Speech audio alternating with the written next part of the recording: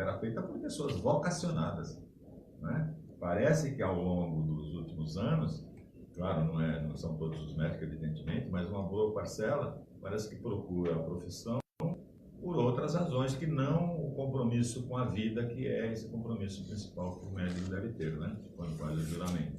É de salvar a vida. A gente também não espera que ele seja Deus, que ele possa, né? Não tem esse poder, mas ele está ali para minimizar o sofrimento, para aplicar o melhor tratamento possível para aquele caso concreto e para se empenhar como se espera desse tipo de serviço. Não é, infelizmente, a realidade que a gente encontra no dia a dia. Mais das vezes o médico presta serviço em 2 hospitais, tem clínica particular. Lógico, se ele tem 3 empregos durante o dia, não vai fazer nenhum deles de maneira eficiente, com toda certeza. Perfeito. E hoje também os próprios médicos, eles fazem seguro, né? Seguro de responsabilidade civil por erro médico. Né? Aí já é uma necessidade que eu acho fundamental para você evitar de construir um patrimônio a vida inteira e às vezes uma condenação acabar deixando você na rua da amargura. É um seguro, existe seguro de responsabilidade civil. Em outros países, como nos Estados Unidos, isso é muito comum. No Brasil ainda é muito caro fazer seguro, porque quanto mais pessoas fizerem o seguro, mais o seguro fica acessível e portanto, mais baixo. No entanto, ainda é caro, mas os médicos hoje estão procurando fazer seguro de responsabilidade civil para, se eventualmente ocorrer algum acidente, o seguro cobrir a parte financeira daquele evento condenatório. Perfeito, professor. Eu gostaria também, professor, de entrar no assunto da reforma trabalhista. Reforma trabalhista, a gente sabe que foi uma mini-reforma, né? Mas alguns pontos importantes aconteceram nessa reforma. Gostaria que o senhor explanasse para os nossos ouvintes, que a grande maioria dos nossos ouvintes são trabalhadores e muitos ainda não se familiarizaram com as modificações da reforma. A reforma trabalhista ainda vai levar um tempo até ser pacificada. Primeiro, ela foi votada na Câmara Federal, onde deveria ter sido aperfeiçoada. Infelizmente, os deputados que lá estavam não deram a contribuição que se esperava. Qualquer projeto de lei, cabe aos deputados fazer emendas, acrescendo coisas, retirando coisas, melhorando o texto. Quer dizer, são as chamadas emendas aditivas, supressivas, ou até aquelas que são explicativas para melhorar o texto. Infelizmente, não deram essa contribuição. O projeto de reforma saiu com uma série de imperfeições, algumas aberrações. Tanto é verdade que no Senado, para ser aprovado, o presidente da República concordou em editar uma medida provisória, melhorando alguns textos, e assim ela foi promulgada. Editou-se a medida provisória, mas a medida provisória já venceu e não foi sequer debatida no Congresso. Mais uma vez, o Congresso foi omisso, porque a medida provisória, para o nosso ouvinte, é uma espécie de lei provisória que, para ficar permanente, precisa ser votada e aprovada no Congresso. Não foi, ela se caducou, porque não foi sequer debatida. Então, a reforma, como qualquer reforma, tem lados bons e lados ruins.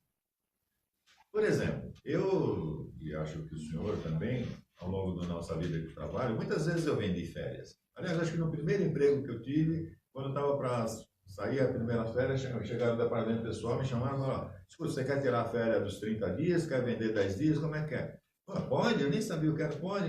Legal, vendi uma parte, para botar o dinheiro no bolso, e fui gozar as férias com o restante dos dias. Sempre se fez isso, mas se fazia isso na clandestinidade. Isso não estava previsto em lei, pastor. Veja, hoje está previsto em lei. Então, é uma forma de dar mais segurança jurídica quando uma prática está inserida na lei. Porque se eu fosse a Justiça do Trabalho e dissesse, antes da reforma, e dissesse: olha, me pagaram metade das férias em dinheiro, a empresa ia ser condenada, porque as férias não são, na segundo a lei, para serem vendidas, é para ser gozada. Não é? Então, a reforma tornou legal alguns aspectos que eram interessantes e necessários fazer. Mesmo essa jornada de alguns setores especiais da nossa atividade, tem essa jornada de 12 por 36, isso feria a lei no sistema anterior e permitia que muitas pessoas, muitas vezes até levianamente, movessem ação contra as empresas. Porque, veja, ele entrou no emprego sabendo que era aquele sistema, assinou um contrato de trabalho assim, mas como não tinha uma previsão expressa em lei, ele poderia depois reclamar. e a reclamar, e normalmente a Justiça do Trabalho poderia acolher essa reclamação. Então, para a empresa também era um sistema de insegurança. Hoje está previsto de maneira expressa essa possibilidade de fazer assim. Como também a liberdade que pode ter o trabalhador, que ganha acima de uma, não lembro agora quanto salário mínimo exatamente, mas que ganha acima de um certo número de salário mínimo, poder negociar diretamente. Ou seja, a lei pode proteger aquele que é mais fraco. Mas olha, se eu sou um diretor de empresa e nessa crise econômica que está aí eu ganho 100 mil reais, sei lá, por mês, com outras verbas e outros auxílios. Por que eu não posso negociar com a empresa? A empresa, olha, eu preciso, não posso mais pagar isso. Por que eu não posso negociar com a empresa uma redução de salário sem interferência de sindicato? Eu tenho capacidade para isso, tenho força para isso dentro da empresa e tenho interesse. Então, eu não lembro agora exatamente qual é o número de salário, mas a partir de um certo número, a lei permite que o próprio empregado negocie diretamente com a empresa as condições de trabalho, salário, incluindo essa possibilidade de redução. De outro lado, pastor, criou uns monstrengos também, né? Para você ter uma ideia, desculpe me chamá-lo de você, mas estamos aqui na nossa intimidade. O trabalhador perdeu o emprego, se ele ganha acima de R$ 2.700, se for reclamar na justiça os seus direitos, ele tem que pagar custas. E mais ainda, se ele perder o processo, ele tem que pagar os honorários da parte contrária, que é chamada de sucumbência. É um absurdo isso. É um absurdo. Pensa o seguinte, olha, perdi meu emprego. Vamos imaginar que eu ganho 3 salários mínimos. Não é uma fortuna, é quase R$ 3 mil, mas ultrapassa o teto de 2.700. Perco meu emprego, a empresa não me paga, estou sem dinheiro para receber, as contas vencendo, preciso entrar na justiça. Eu vou pagar para entrar na justiça para defender meu direito? Onde é que eu vou arrumar esse dinheiro para pagar se eu já estou desempregado, se eu já saí sem receber os meus últimos salários e a empresa não fez a demissão, não pagou os eventuais direitos que eu pudesse ter? Então é maldoso por outro lado, porque isso cria uma dificuldade de acesso à justiça.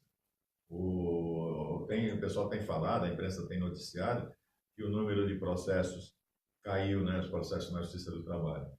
Gente, não terminaram os problemas. Essa diminuição é resultado dessa insegurança desse momento. Qualquer advogado de bom senso vai chegar para o seu cliente e falar, escuta, olha, você sofreu dano moral lá. Só que se eu pedir 50 mil reais em indenização por dano moral, eu vou ter que recolher custas sobre isso. E isso significa, mais ainda, se você perder a ação lá na frente, sobre esse valor que a gente vai pedir, você pode ser condenado entre 10% a 20%. Então imagina o seguinte, eu entro com a ação pedindo 50 mil reais, pode ser que no final do processo eu ainda não ganhe nada e ainda tenha que pagar 10 mil. Seria, digamos, o 20% dos 50. Então é uma coisa perversa. Isso é dificultar o acesso à justiça. E o direito de acesso à justiça é um direito constitucional. Aliás, eu acho, não só na Justiça do Trabalho é um absurdo, como eu acho na própria Justiça Estadual. Justiça é como saúde e educação, deveria ser gratuita. Eu não tenho que pagar para ter direito à justiça, porque aí você cria 2 tipos de justiça. A justiça para aqueles que podem pagar e a justiça para aqueles que não podem pagar, que depende de uma defensoria pública, depende dos favores do Estado. Então, a reforma não é nenhuma lei perfeita, ela, como eu disse inicialmente, alguns pontos são positivos, mas outros são extremamente negativos. Não é fácil. Muita coisa que pode ser melhorada. Sim, mas olha, o excesso pró-trabalhador e agora o excesso contra o trabalhador. Então, tem que haver um meio termo aí. Sim, o Wander vai comentar até algo interessante, até imagino que ele vai dizer. É necessário também, torna-se mais necessário ainda a renovação desse Congresso que aí está, porque se ele foi omisso num tema tão importante, não merecem estar lá. É hora de trocar todo mundo.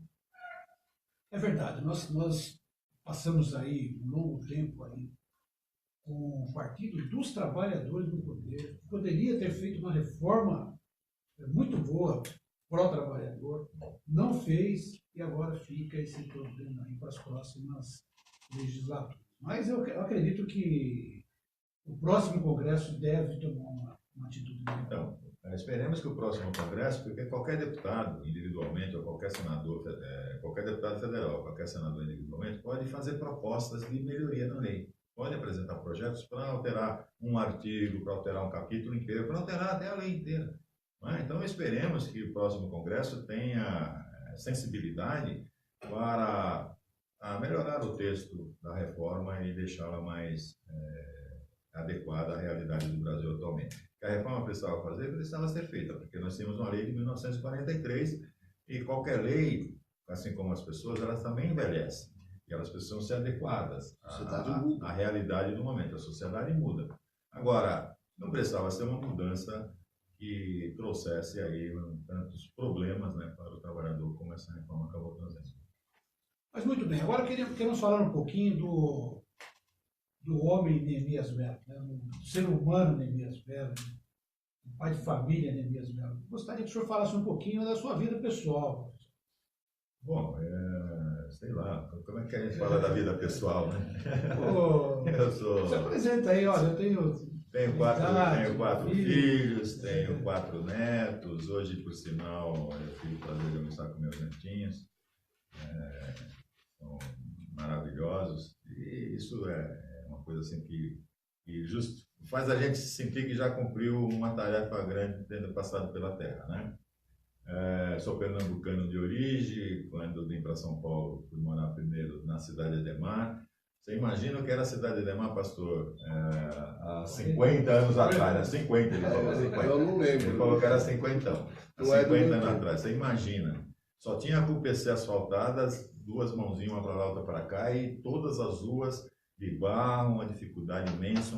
Tinha 2 linhas de ônibus só. A Canaã, que eram os ônibus verdinhos, e os ônibus vermelhinhos, que era da Viação Jardim Miriam.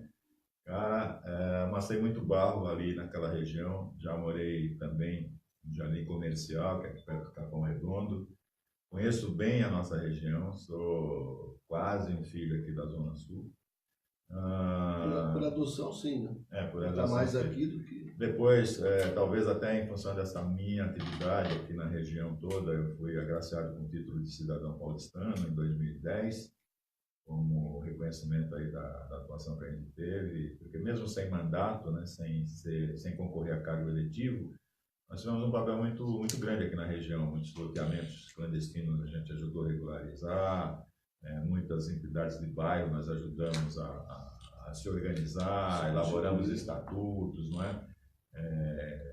Então, tivemos um trabalho significativo aqui na região, aquele chamado trabalho comunitário, por assim dizer, não é? Então, até hoje mesmo, aqui na Sociedade de Amigos do Parque Figueira Grande, eu sou o diretor jurídico, ainda tenho uma participação lá com o pessoal, porque essa nossa atividade é tão gratificante, porque são pessoas da população que dedicam parte do seu tempo para lutar pela melhoria, às vezes, do bairro, da escola, da creche, né, da obtenção do asfalto. E eu também trabalhei no governo Montoro na Sabesp, assim como o Wander foi da Eletropaulo, e nós pudemos também beneficiar muitas comunidades aqui com água e esgoto que a gente pôde lutar para trazer para a região. Então, essa é a minha vida. Tinha uma vida que eu me orgulho de ter vivido com decência, com honradez, porque esses valores eu trouxe de casa, né? Minha saudosa mamãe, acho assim como a sua, era a educadora mor, né?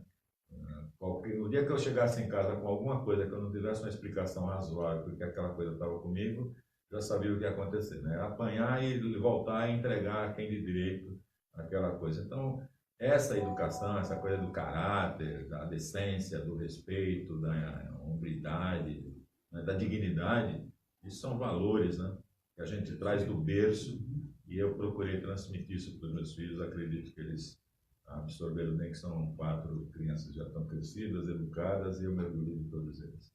Porque a gente costuma, viu, professor, a gente costuma fazer esse tipo de pergunta, porque muitas vezes a pessoa que está nos ouvindo precisa conhecer a fundo aqueles que se propõem a ser candidato a deputado, a governador. Tivemos a oportunidade de entrevistar o candidato a governador semana passada, Paulo Scaff. Semana que vem temos um outro aí para ser... Está em negociação aí, né, pastor? Para a gente fazer aí uma entrevista. Então, é importante que o nosso povo conheça a fundo as pessoas, né? E hoje tem a vantagem... Não só a nível profissional, mas também a nível pessoal, origem, educação, como que foi a sua vida pregressa. É importante isso. Hoje a gente tem a vantagem que o rádio tem imagem também, né, pelas redes sociais. e dá para o eleitor, ainda que virtualmente, dar uma olhadinha nos olhos do candidato e Também. sentir se o que ele está falando realmente é da boca para fora ou se é do coração para fora.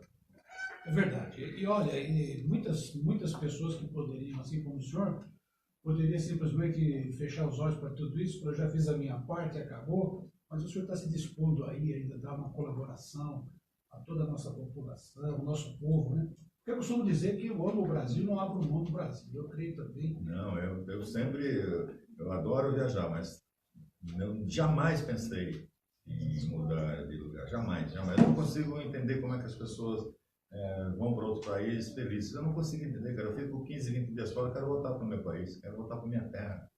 Adoro isso aqui. Agora, me dói também ver os desmandes e a desgraça. O nosso país poderia ser a alavanca principal aqui da América do Sul. Aí me assusta. Mas a gente vai para o Chile. Pastor, você já deve ter ido no Chile. Aqui é uma linguiça que só produz minérios e vinho. No entanto, a economia cresce 6, 7% ao ano lá, enquanto a gente aqui teve 3 anos aí de recessão brava, agora estamos crescendo 2, daqui a pouco diz que é 1, é 1,5%. Gente, nós precisaríamos crescer 5, 6% ao ano para sair desse sufoco que está aí, poder gerar empregos. Aí você vai para o Uruguai. Uruguai, o senhor conhece melhor que eu, pastor, o Uruguai só tem os produtos derivados do gado, né? E tem mais. Um pouco de agricultura, mas nem a agricultura só dá para eles. O que eles ainda trabalham e ainda exportam é os produtos derivados do gado, seja leite, seja couro. A economia lá é melhor do que a nossa. Como é que cresce se eles dependem tanto da importação? Hoje o Peru está melhor. O Peru, nossa, o Peru está muito melhor que a gente. Então, veja, é uma tristeza que dá esse país com tanta riqueza e tão mal governado. Muitas vezes as pessoas não percebem, mas olha, todo o dinheiro foi desviado para a corrupção, significa menos escola, menos saúde, menos educação, menos segurança pública. Então não percebe, eles estão roubando a corrupção está desviando o dinheiro e está matando gente lá na fila do hospital. Então é preciso ter consciência que a corrupção, ao nível que chegou, não pode mais, tem que estancar isso.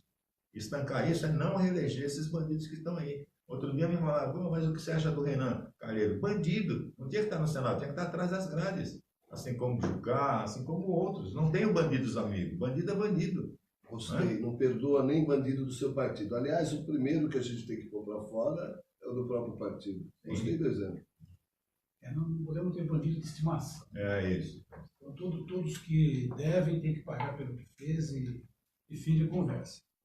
Mas muito bem, olha, Evandro, eu quero também passar essa oportunidade para você. Você que já é conhecido do Neemias há muito tempo, na verdade, vocês trabalharam juntos, governo motor, Eletrofal, Sabesp, então você conhece o Neemias e mais do que a gente, porque a gente está conhecendo o Neemias agora de pouco tempo. Então, gostaria que você fizesse uma pergunta também para o Neemias, para o professor Neemias, sobre a atividade política. É uma amizade de longa data, acho que nem tanto uma pergunta, mas aproveitando a deixa, citasse aí desse passado todo de história com as atividades comunitárias, um fato que pudesse destacar e que tenha sido relevante, que mais tenha tocado durante ao longo desta vida toda. Bom, foram vários, né? Tanto tempo que a gente militou aqui na região. Mas olha, por exemplo, o Jardim Rosana, que está ali perto do Campo Limpo, na Carlos Lacerda, por exemplo, é um meu orgulho de ter regularizado os imóveis daquela região.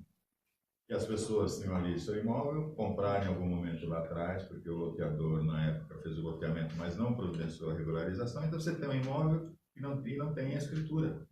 Então, como é que você tem... Esse imóvel que não tem escritura, você pode vender? Pode, mas você vai vender com aqueles contratinhos de gaveta, de compra e venda.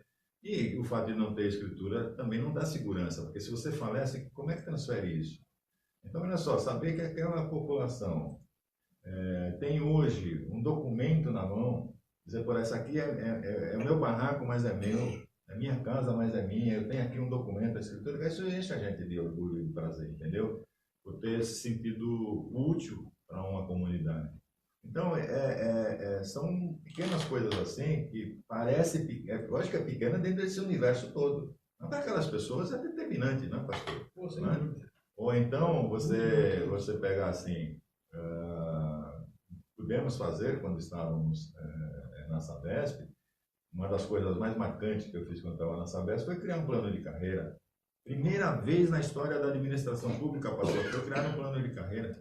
Porque você imagina o seguinte, olha, o engenheiro-chefe do setor tal, ninguém queria que fosse o engenheiro que vinha de baixo, porque os políticos queriam nomear aquele cargo, pegar alguém de fora e botar ali. Essa mania antiga, né? Nós criamos, quando nós criamos a nossa Sabesp, antes mesmo da exigência de concurso, criamos a necessidade de quem fosse ingressar passar por uma espécie de seleção aberta. E só fazia isso depois se não fosse provida internamente. Nós fazíamos 2 concursos, pastor, entenda bem. Um Interno para interno. Então, Quem está ali dentro, então, olha, vamos imaginar, pastor, que o senhor está trabalhando como motorista, mas você fez um curso sei lá, de administração de empresa, de alguma coisa, você está capacitado para outra coisa.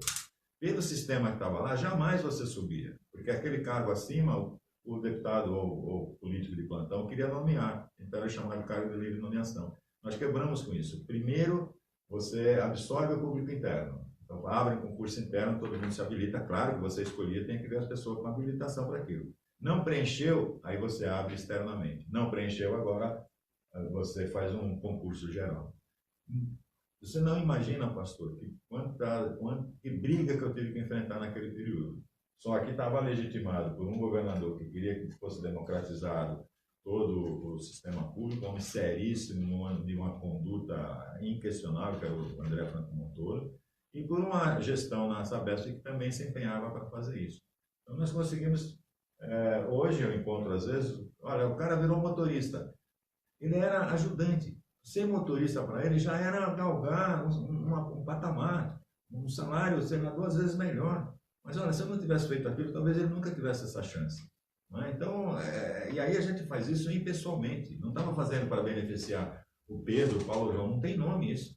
Era assim, nós tínhamos 30 mil funcionários na época, era para o conjunto dos funcionários, uma política séria de valorização do público interno. Você só traz externos para o interior da empresa no início de carreira. Então, nós temos 2 inícios de carreira. Na área operacional era o ajudante e na área administrativa era o auxiliar de escritório. Então, essas seriam as 2 portas de entrada comum. E as demais carreiras e cargos, providos todos internamente. Então, é algo que eu fiz assim, me orgulho, foi prazeroso, embora eu tenha enfrentado muitas críticas, muita gente pediu minha cabeça, diretamente ao próprio governador Montoro, porque eu estava ali atrapalhando, mas ele me manteve os 4 anos de governo, que sabia que estava fazendo uma política séria, seguindo aquilo que ele desejava. Pois é, olha, são experiências que a gente deve considerar, porque nós precisamos de homens que tenham competência, que tenham experiência, que sabem o que faz, e isso nos alegra, porque o senhor agora tem essa possibilidade de também ser deputado por São Paulo, e isso nos traz bastante alegria, e colocamos então essa experiência aqui, que o senhor nos falou, para que os nossos ouvintes também possam fazer a sua avaliação e possam ter aí condições de escolha para a próxima eleição. Então, nós apresentamos aqui hoje o professor Neemias Mello, você que nos acompanhou aí, pôde ter assim uma ideia do que é o professor, da sua experiência, das suas atividades. O homem Neemias Mello é conhecedor aí da nossa região, morador da nossa região, um homem que teve a sua vida profissional na nossa região. Então, são valores importantes para que os nossos ouvintes possam decidir. Professor, olha, eu quero deixar o convite aqui para uma próxima oportunidade. O senhor está novamente conosco. Quero desde já agradecer a sua presença e deixar a porta sempre aberta para o senhor aqui. Assim que for possível, a gente agenda novamente uma nova vinda do senhor na Extra Gospel FM. Tá bom, professor? Claro, será um prazer imenso estar aqui, é prazeroso, me sinto já meio em casa, né? Agradecer, aqui é a sua casa. Agradecer a você, ao nosso colega Wander, que está aqui nos prestigiando hoje também, né? Tá bom, nós vamos ler agora um versículo da palavra de Deus, vamos falar rapidamente sobre a palavra de Deus aqui, que também é muito importante que a gente possa meditar na palavra. Solta a vinheta aí, Edmilson, da palavra.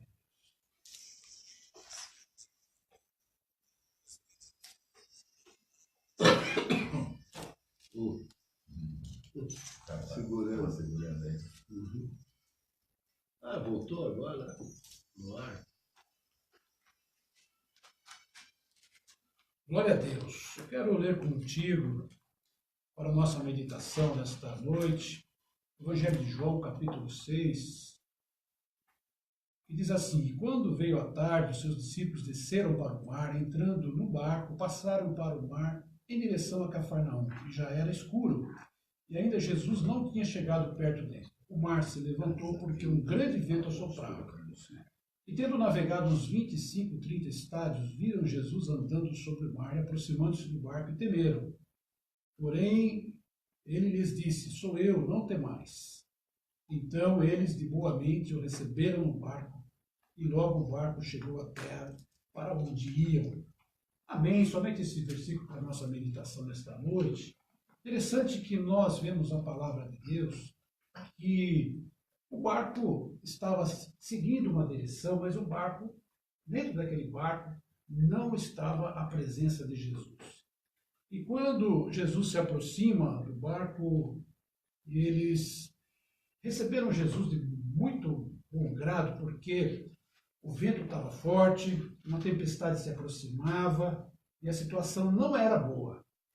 Nós, quando pensamos que a nossa vida pode ser assim como aquele barco, pensamos que a nossa vida enfrenta dificuldades, nós enfrentamos tempestades, enfrentamos problemas, enfrentamos dificuldades, nós também precisamos pensar que se Jesus estiver conosco, será muito mais fácil, será muito mais tranquilo nós vencermos as dificuldades.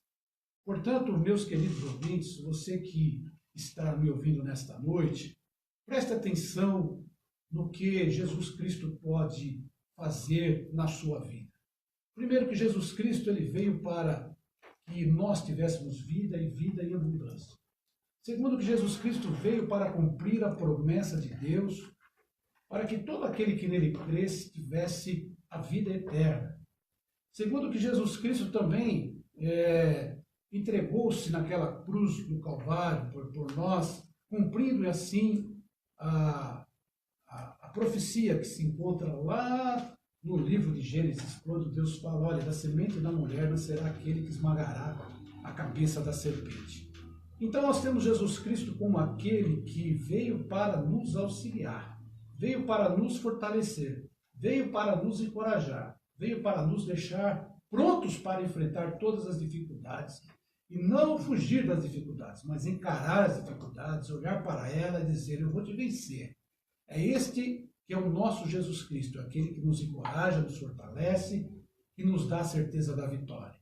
Quando os discípulos disseram que ele era bem-vindo no barco, certamente eles ficaram mais confiantes, porque com Jesus no barco a tempestade foi vencida.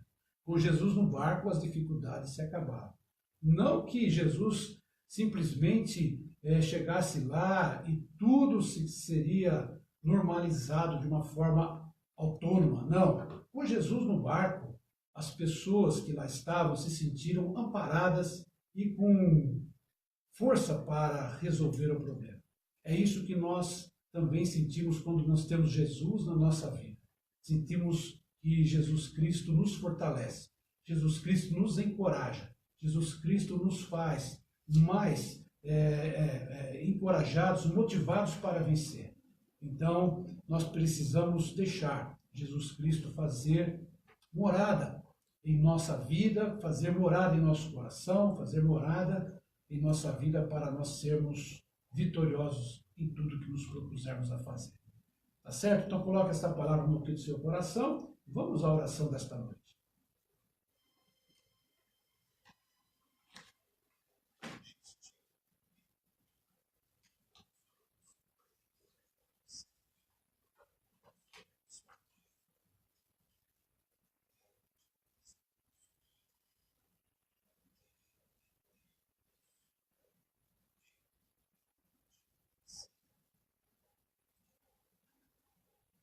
Amado Deus e eterno Pai, em nome de Jesus Cristo, teu Filho, nosso Senhor, entramos na tua presença para interceder, Pai, por duas nações importantes no globo terrestre, Pai, a Índia e a Indonésia. Senhor, estas nações tão populosas, Pai, que ali há uma variedade tão grande de religiões, de crenças, nós pedimos, ó Pai, que a tua palavra seja pregada naquele lugar, que haja conversão, haja cura, haja transformação de vida, e que Jesus Cristo também, Pai, possa fazer com que o sangue vertido na cruz do Calvário seja eficaz para transformar vidas naquelas nações. Abençoa nossos missionários que lá estão, abençoa também aqueles povos, ó Pai, para que eles possam abrir o coração para a tua palavra. Deus, olhai também pela Síria, Senhor, esta nação que está em guerra, na qual, Senhor Deus, nós temos ali muitos irmãos cristãos que estão passando por privações, perderam entes queridos, perderam amigos,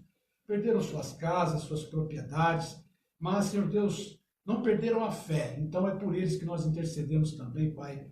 Ó Deus, estenda as tuas mãos para abençoar aquela nação, aquele povo, que eles possam ter, Senhor Deus, ânimo para reconstruir e possam também, Senhor Deus, estar debaixo das tuas mãos para serem prósperos naquela terra. Pai, abençoa todos, que haja conversão, haja cura, haja estímulo, Pai, para que todos sejam vitoriosos nesta grande missão de reconstrução daquela nação.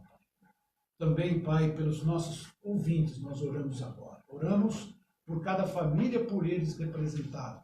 Oramos, Senhor Deus, por cada pai de família que está desempregado. Oramos pela mãe que está intercedendo pelos seus filhos. Oramos, Senhor Deus, pelo enfermo e por todos aqueles que precisam de um milagre. Em nome de Jesus, nós declaramos o teu poder, a tua graça. Declaramos que está acontecendo agora, Senhor Deus, uma manifestação no céu a favor desse povo, Pai. Abençoa também a nossa nação, esse país que amamos, que tanto queremos bem. Em nome de Jesus, Pai, nós repreendemos o espírito de corrupção, o espírito de violência. Em nome de Jesus, nós repreendemos tudo aquilo que tem feito com que o nosso país tenha dado para trás, Pai. Nós declaramos que é um tempo novo, tempo de bênção, tempo de vitória acontecendo, Senhor Deus. Ilumina-nos, ó Pai, que nesta eleição nós possamos, Senhor Deus, escolher homens e mulheres com compromisso, com responsabilidade, temente ao Senhor, e que possam trazer, Senhor Deus, e escrever uma nova história para esta terra.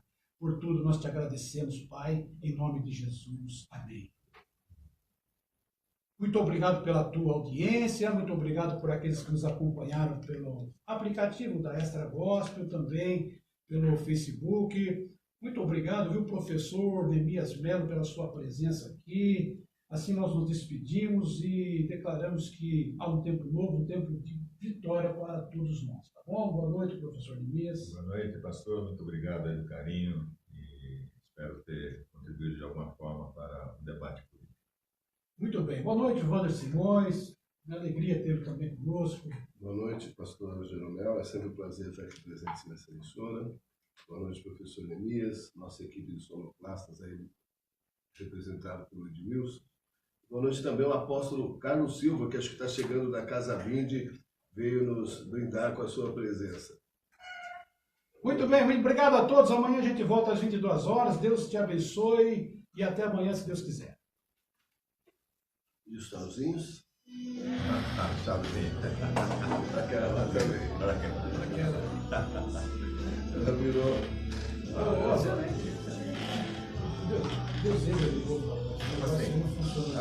Você falou aqui?